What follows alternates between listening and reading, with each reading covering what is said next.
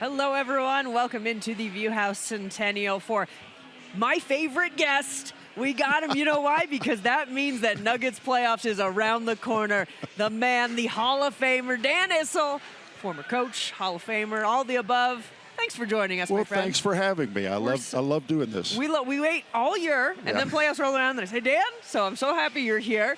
Before we start talking playoffs, let's talk about the defending champs this season. Dan, what have you liked from the Nuggets this year? Romy, they say it's hard to repeat, and I think the reason is not because the teams aren't just as good or the competition isn't the same. It's that you get complacent.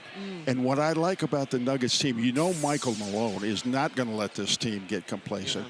And their best player, Nikola Jokic, is not going to get complacent. And so I think what I've liked so far is they're playing not like the defending champs, but like somebody who needs to win a championship. What a luxury is that for a coach when you've got a guy like Nikola Jokic who's texting the guys after the All-Star break, taking the ownership where Malone almost could take a step back if he wanted to. Yeah, that's when your best player is the guy that works the hardest in practice. When your best player is the one who wants to win, who could care less about the individual awards and only focus on the wins, then that makes coaching a lot easier. When you talk about people say it's tougher to repeat, it seems like it is going to be a little bit of a tougher path this year. You got Minnesota's improved. You got Phoenix could always be a challenge. What do you think is the Nuggets' biggest challenge getting through the West this year? The team I really like is Oklahoma City. Okay. There's some talk that Shai Gilgeous-Alexander might win the MVP. I don't know how they give it to anybody but Nikola, but his name's in the conversation. And I just like the way they play. Holmgren is really having a nice year, and they've got some nice pieces. So I would say I don't worry about the teams that are on the way down, like the Lakers and the Warriors, and to a certain extent Dallas. That might come back to bite me, but I'm not excited about Dallas. But I do like the young teams, the up and coming teams. You mentioned Minnesota. Kings, Sacramento Kings. But if the Nuggets can stay healthy and play their game, I think they're their own best competition. Yeah. Still the best chances to beat anyone in a best of seven. Exactly. I love it. That's why we love it. But we talk about all this competition in the West. How important do you think it is or isn't to get the one seed? Well, it's important. Yeah. Because that's why you play the whole season. That's why you play 82 games. So that, but it's not the end of the world. Okay. I look at the Boston Celtics. When the Nuggets went to Boston, the Celtics had won 20 home games in a row. Yeah. And the Nuggets went in there and took them out. So, it's important. You'd like to have the 4 games in your place, but it's not the end of the world. Yeah. They have said, and they have proven, that they're good enough to go beat anybody anywhere. But you got 7 games left on the season. What do you think Michael Malone's focus should be? Should it be to rest the starters, get healthy, or do you think he has that luxury, or where do you think he stands? I'm not big on resting people. I never have been. Yeah. I wanted to play. When I was a player, I wanted to play the last game. And when I was coaching, if a guy was struggling with an injury, not one bad enough to keep him out of the game, but one that was affecting him, then you want to give him some rest. But guys that are healthy and that are ready and willing to play, I'd play them. I'd keep it going. They're on a nice little roll. Keep that roll going. You know who else is like that? Nikola Jokic. Yeah. I can't imagine him sitting for 7 games. That's for certain. Yeah. Don't get me started on load management. No. I'm with you. I'm with you. A man of my own heart. See, that's where I'm at. I love it. We are so thrilled tonight. We got Dan Issel in the house, and that means that Nuggets playoffs is around the corner. We got a lot more to talk about here on Xfinity Monday Live. Welcome back into Xfinity Monday Live here at the Viewhouse Centennial with the one and only Hall of Famer Dan Issel, kind enough to join us tonight. Dan, I've never asked, do you like the nickname The Horse? Yeah, it's okay. It's okay? Yeah. Okay. Because I love horses. Yes. We're in the horse business, and yeah, it's okay. Okay. It wouldn't be my first choice. Okay. Yeah, it's okay. Good to know. Well, you know what? When you do talk about horses, there's another man on the Nuggets who loves horses, and that's Nikola Jokic, who is clearly in line to win his third MVP. You said it in the last segment. It'd be crazy if they gave it to anyone else. Yep. What is the ceiling for Jokic right now? I don't know. Yeah. We've never seen anything like this before. I mean, Roma, he's getting triple doubles, but guys around the league are getting triple doubles with 16 points, 11 assists, and 10 rebounds. Yeah. I mean, he gets triple doubles with 26 points, 18 rebounds, and 16 assists. It's unbelievable what he's doing. I don't know. Every time you say, well, he can't get any better, he gets better. So I don't know. And he's kind of like me. He doesn't jump very high, doesn't run very fast, so he's pretty durable. He doesn't. Yes. He doesn't get hurt a lot. So he's very, very special. And like you said, I don't know.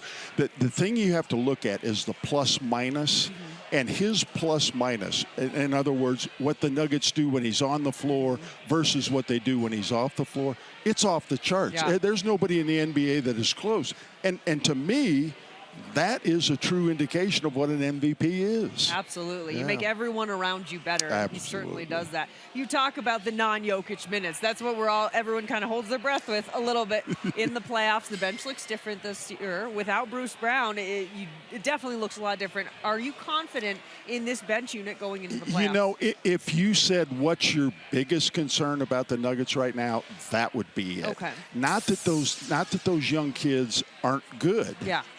Because on any given night, any one of them can play very well. Mm-hmm. But you don't get the consistency, or you haven't gotten the consistency yet out of those bench players that a Bruce Brown or a Jeff Green or those people, when they came in the game last year, you knew exactly what they were going to be able to give you. So, if the kids play up to their potential, then I'm not worried about the bench. But you look at my Kentucky team in the NCAA. Yeah.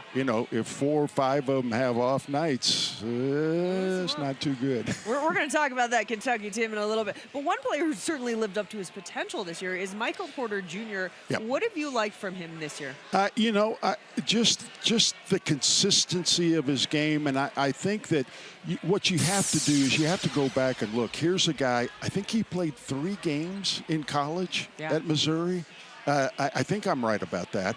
And then he comes without any college career. He comes to the NBA, and he's got loads of talent. But the last year or two, you're starting to see that consistent performance. And, to have a guy that size be able to go out on the floor and shoot 3-pointers, he's a big part of this team. Yeah, sometimes it looks like he's just shooting over. The defender's not even there.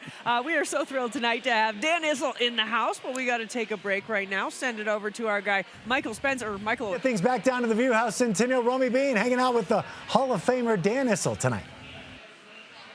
All right, Michael, thank you so much. And it is time now for the People Want to Know. We know people got questions for the Hall of Famer. People Want to Know brought to you by Common Spirit, official healthcare partner of the Denver Broncos and champions for the communities we serve. I really like this one. Scotty wants to know, if you lived in the day and age of NIL, what would be your dream NIL deal?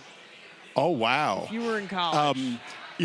We said earlier I love the horse business. Yeah. And Reed Shepherd, the freshman that at UK, did a commercial for a stallion in a horse farm in Lexington. There you go. And so that would probably be my dream, to be able to represent a horse farm in Lexington. I feel like we still need a Dan Issel, Nikola Jokic horse collaboration at some point. Yeah, we need something to happen. The one time that I got to spend any time with Nikola, that's what we talked about. I love it. And not basketball. And I bet that was his favorite conversation that he's had with a lot of people. That was the People Want to Know, brought to you by Common Spirit. We got to take a quick break, but coming up next, we got to talk about your Kentucky Wildcats. And Dan, why did they bust all of our brackets? We're going to talk about that when we come back on the other side. What a thrill tonight. My favorite guest, Dan Issel, in the house, Hall of Famer. We saved this for last. I didn't want to put you in a bad mood early, but I got to ask, because it busted my bracket, what happened to Kentucky this year? We were talking earlier about how big the difference is between the college game and the pro game. And I think Kentucky got caught up in playing like pros. They were one of the top offensive teams in the country and couldn't guard their shadow. And so I don't know what happened. And then the kid at Oakland makes 10 3-pointers, and the freshman for Kentucky, none of them played very well. Yeah. And you know, one and done, and you're gone. We were talking earlier. I saw an interview with the coach of Oakland and the kid that hit the 10 3-pointers, and he the morning after the game, and he said, you know, Kentucky has 4 or 5 players that'll be in the NBA next year. He said this kid will be selling insurance. So I was very disappointed. I thought, you know, it's been a while since Kentucky has done anything, and I think they've won one NCAA game the last 4 years. It's not good. The fans in Kentucky are not happy with Coach Cal, I'll tell you that. Not patient either, because they got a standard of excellence out there. I'll tell you what we're happy about. Hello, everyone. Thanks for logging on to CBSColorado.com. Time now for a few extra minutes with Hall of Famer Dan Issel, kind enough to join us tonight. Dan, we got Nuggets playoffs. We're almost there, 7 games to go. Anything you need to see from these guys the last 7 games? Just keep going. I don't want them resting. If they're healthy, I don't want them resting. You know, treat each game. Don't say, well, we don't need to win this one. We just keep on the roll. They keep playing like they're playing, and the playoffs will be fine. Do you have any concerns about Jamal Murray's health entering the playoffs? Yeah, because he seems to have a hard time staying healthy. I mean, I know he had that catastrophic injury that kept him out forever. But, you know, I'd like to see him at least be able to play in 5 of these games at the end of the year. I'd hate for him to have to come back and start anew in the playoffs. We talked about on Monday Live the teams in the West that might be a challenge for the Nuggets. Let's switch over to the East. Who do you think would be the best? The Nuggets are getting to the finals. Who do you think would be the best finals matchup? Maybe the toughest matchup? Well, the toughest will be Boston. But I take consolation in the fact that we were 2-0 against the Celtics this year. Embiid is supposed to be coming back, and that makes that team a lot better. I don't know. The Bucks haven't seemed to gain much traction with Doc Rivers coming back to coach. But I would put the Celtics right on top of that list. Yeah, I think everyone would agree with that. So we always talk about, obviously, Nikola Jokic and Jamal Murray have this incredible 2-man game, but I kind of think the best chemistry on the Nuggets is Nikola Jokic and Aaron Gordon. Yeah. I mean, their chemistry is just unbelievable. Aaron Gordon, he ought to give half his salary to Nikola. Because if somebody's going to double team Nikola, you know, for some reason they don't want to double team off the guards because they don't want to give an open 3-pointer. And they can't double off Michael Porter Jr. And so Aaron is the and the minute his man leaves to double Nikola, he goes right to the goal and Nikola lobs it to him. I mean, they've got that play down pat. It is. It's like the signature play at this point. Let's take a minute to talk about Jokic's passes. Yeah. I mean, one after the other, these are unbelievable. It's just, do you ever just say, how did he do that? Yeah, and people say, who would you compare? You can't compare him to anybody. Yeah. There's nobody that's played the game the way he plays it. You know, in any sport, Romy, I think vision is the most important part. If you know, they talk about the game slowing down for the quarterback. Well, that's because he's got the vision. He can look over the field and be able to complete passes here and there.